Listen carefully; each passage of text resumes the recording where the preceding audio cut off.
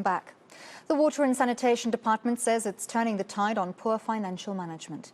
This as National Treasury investigates 15 cases of irregular expenditure within the department. A staggering R8 billion is in question.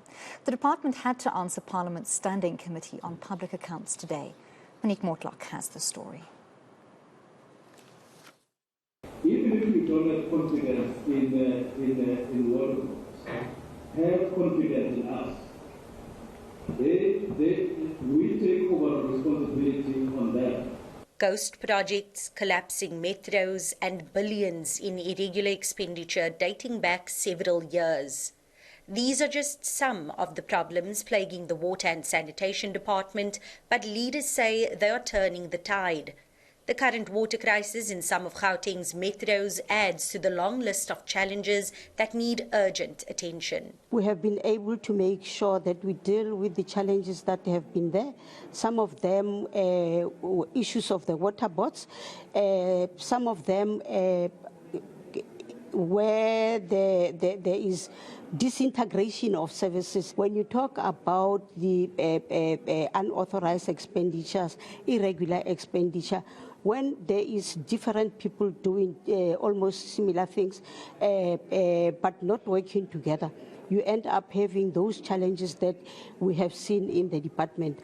But Scopa members are skeptical. There is a condonation on Giyani Water project where we were told a borehole cost almost 1.2 million, Rolls Royce of a borehole.